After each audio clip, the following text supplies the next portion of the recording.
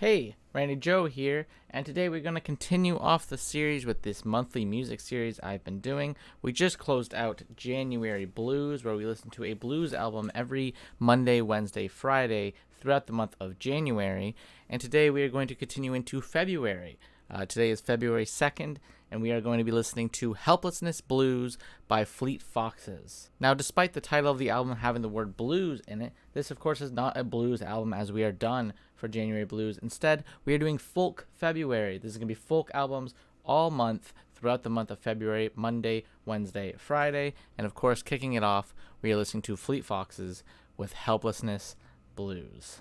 I am already a fan of Fleet Foxes. I loved their debut album, which I reviewed on this channel. You can check that out in the description below.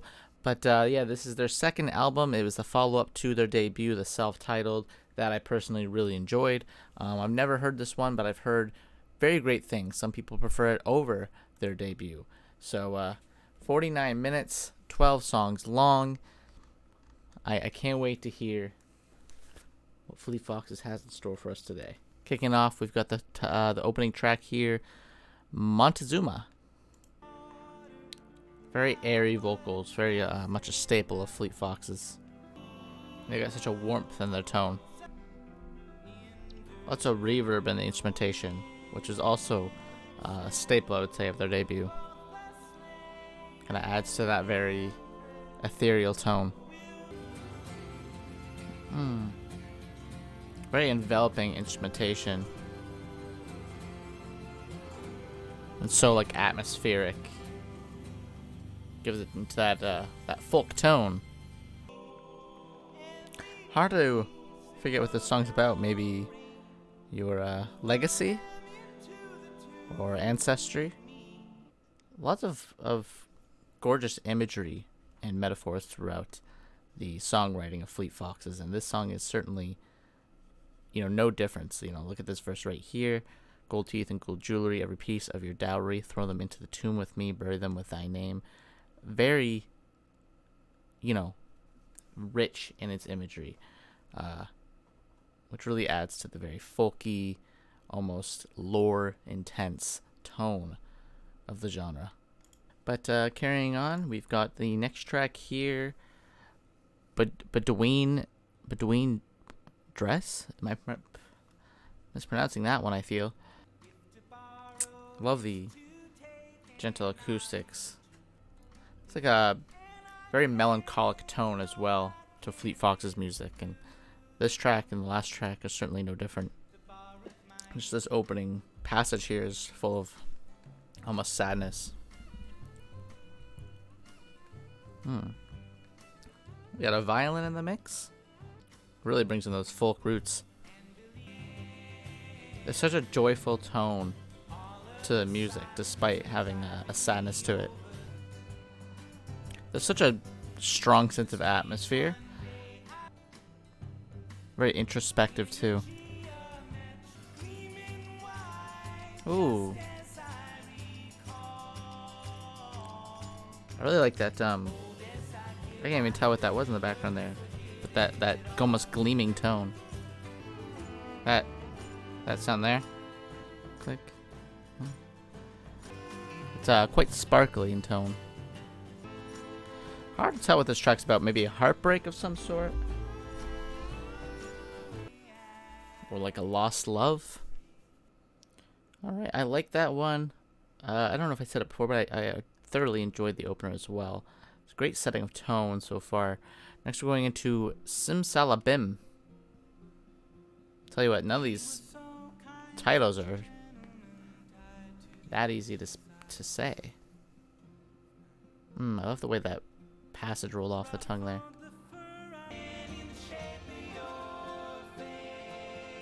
Man, the imagery and the lyricism is just beautiful on this album.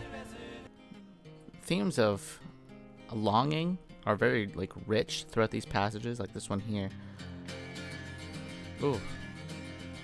Very just rich lyricism that doesn't tell you very bluntly what it's about. Very poetic. I like this closing passage here. I feel like I've heard the phrase simsalabim before. I don't know. just finding stuff about Fleet Foxes itself. I feel like it's a religious thing, but I could be wrong. Pretty great. Felt pretty brief. Despite being 3 minutes, I thought the pacing of that was just very, quick and straight to the point. It's just gorgeous imagery, of course. Very poetic lyricism. Now we got Battery Kinsey. The drums on this one are much more prominent. Such a distinct vocal style. Not even just in the sound of his voice, but also the delivery and the very almost distant delivery of it. This one feels more like a grower, though. It's not hitting me as strongly as the other tracks did. The thing about Fleet Foxes, and this album so far as well, is there's no way on a first listen you are going to be able to decipher a lot of what's being said, and the deep imagery as well within. You open up a song like this, Battery Kinsey, a track that I felt was, it didn't hit me as hard as some of these opening tracks here, but I check the meaning of it, and apparently it's about a concrete fort built to protect Puget Sound, reference to the U.S. Marines hymn on the album's opener. Unless you have some sort of deep understanding of, I guess, forts, the Marines, historical elements as well, it's not gonna click on a first listen.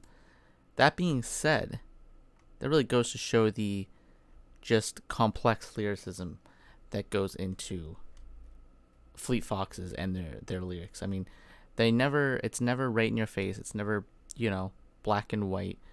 I feel like,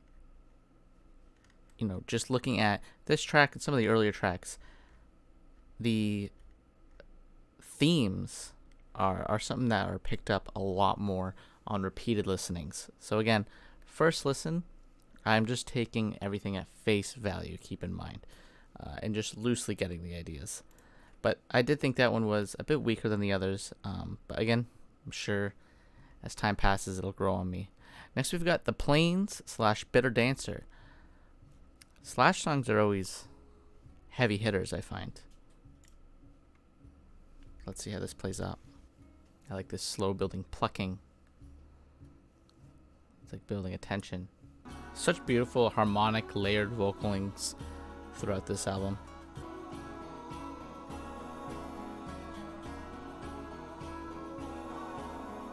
Man, I love the layering, but I really like that guitar in the background too. That rising and falling, cascading chord progression. God, this is just swelling. This is just... These vocals are really surrounding... Oh. And a stark drop off. I'm going to take that as The Plains. Loving the atmosphere in this one. Really loving the atmosphere.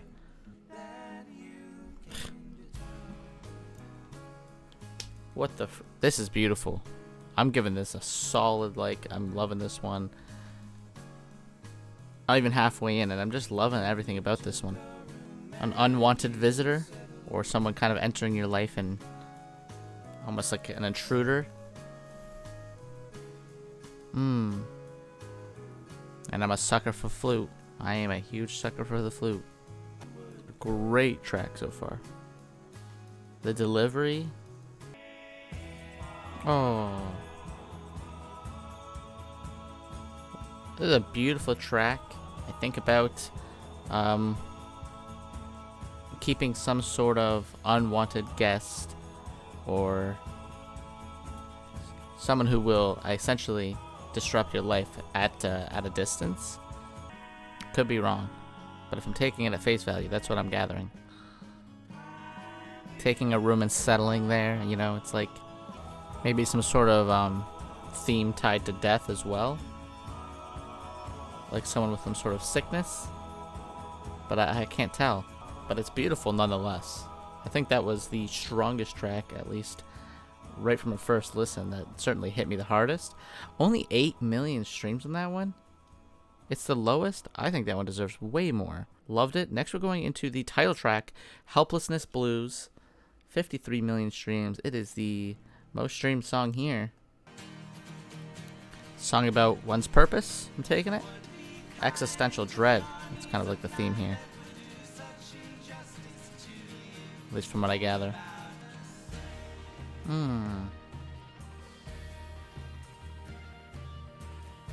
Oh, I love this part. This instrumental here is so... It's much more dense. Like more brooding in a tone.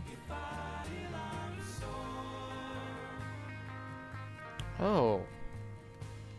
That rustic guitar there, like, what? It's just gone? It's a little tease there.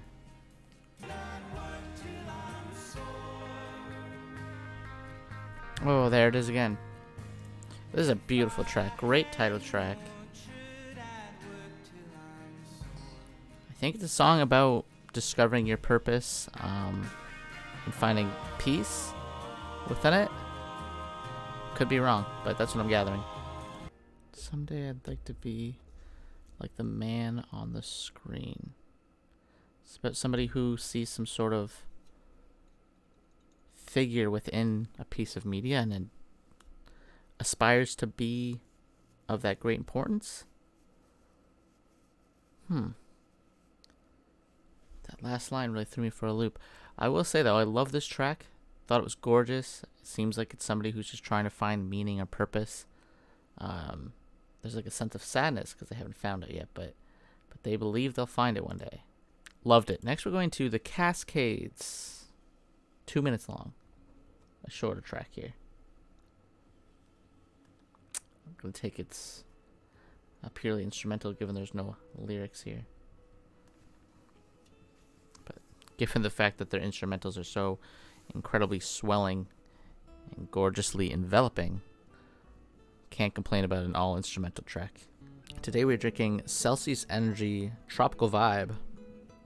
It's a sparkling starfruit pineapple flavored drink by 7-Eleven. Not sponsored. It's just okay. Tastes pretty good, but the aftertaste isn't the best. But we're not reviewing energy drinks here, so. I love that rattling tone. Sounds like a rattlesnake. This is a beautiful instrumental. I think Fleet Foxes has such a great, unique identity that feels so nostalgic and, you know, like a throwback town to simpler times. It's like it doesn't feel alien, yet it still feels incredibly unique to just Fleet Foxes. So, take with that with what you will. Just think that just shows the incredible musicianship of Fleet Foxes. Next we're going to Lorelei. I'm sure it's a song about heartbreak. Another song about heartbreak. Not sure how I feel about this one. It's a bit more repetitive. Like this very eerie, brooding tone. Almost feels like you're taken into his sleep cycle here. Like you can really visualize and feel it. There's such a medieval tone to their music as well.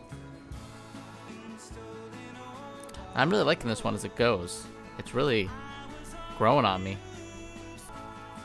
I think the songwriting, for the most part, is improved upon on this album than their debut. And it also just feels this feels a lot more rich. And again, I love their debut. I just think this feels like it takes everything that was great about the first album and improves upon it. Okay. I like that one. I did think it wasn't as strong as some of the others, but next we've got Someone You'd Admire.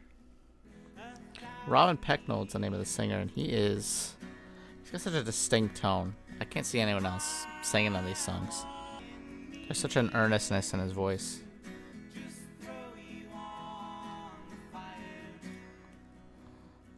Man, a man full of mixed emotions here. Oh, I like this. I really like how stripped back this one is in comparison to some of the other tracks here.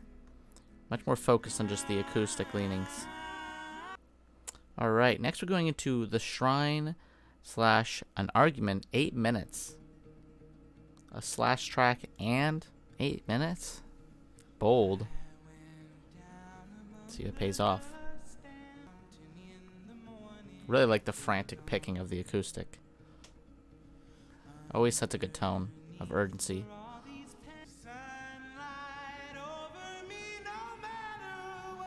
Jesus, I've never heard him sing so expressively and so loudly. I really love the imagery here of this fountain shrine. Gives it such a small town tone. I'm loving this opening section. The shrine section is gorgeous.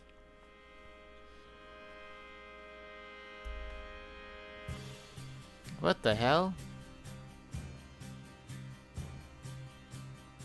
Very sudden switch up here. Is this the argument section? I'm taking it. Jesus, there's a lot going on here. It's a very enveloping instrumental. I think it's a song about a loved one leaving him.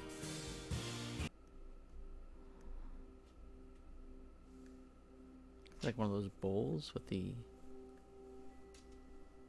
almost like a pendulum or whatever it's called. Such a strange sadness to this passage here. I'm assuming this is the after she left part, the after the lover has up and left. Oh, that plucking. Innisfree. Innisfree. That was mentioned in the first track.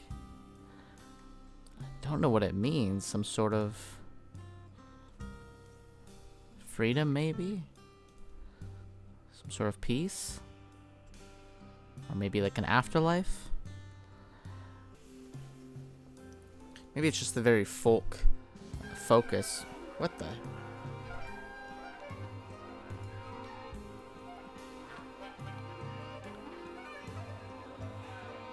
Man, this is getting darker and darker. It's getting twisted. I almost feel like I'm being brought into some sort of cult. Okay, wow, that was a very rich track. So many layers, so many changes in direction as well. Thoroughly loved it, but definitely one that I think on repeated listenings will really show its true potential. Blue Spotted Tail is this one. Love this passage. Something I feel like I and many others resonate with quite often. Sense of melancholic fatefulness. This feels like it would be a closing passage given how stripped back it is in comparison to the last track. Almost feels like a come down. I really like this one though. It's so gentle. It's so... It feels very intimate. Here I was thinking it was ended. But there's a darkness.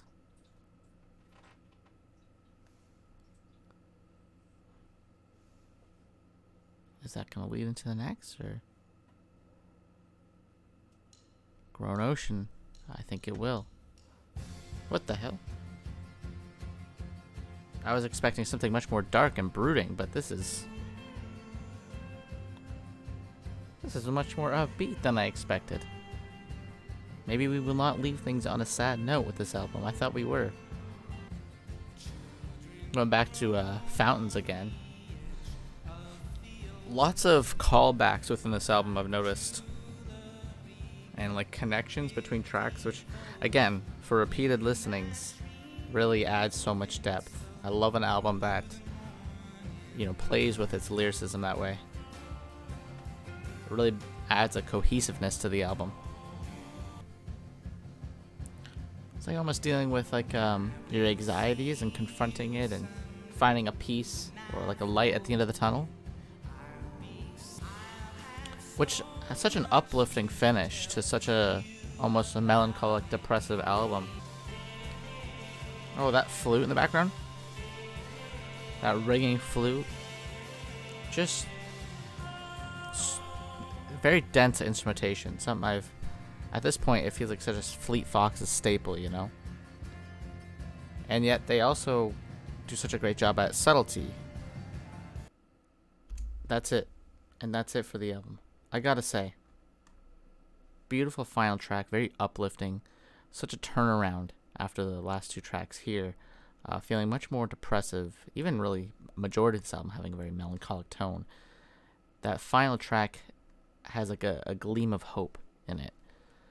But Helplessness Blues, beautiful album, very dense instrumentation, while at the same time offering up enough subtle tracks with very stripped back instrumentals that it's kind of nice how much variation there is in the instrumentals. And then when there is a lot of instrumentals going on and it's very dense and very rich, none of it feels muffled.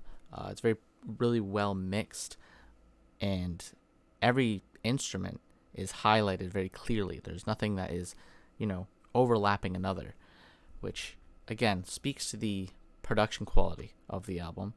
And then on top of that, the songwriting is so compact, so dense, so rich, something that, again, on repeated listenings, you'll have these callbacks and these lines that allude to other tracks that almost kind of creates a web that can be dissected the more you listen to it, which I love when an album does that, because again, that adds that replayability, which, although doesn't make an album, certainly benefits it if done properly, which here it seems like it is done quite well.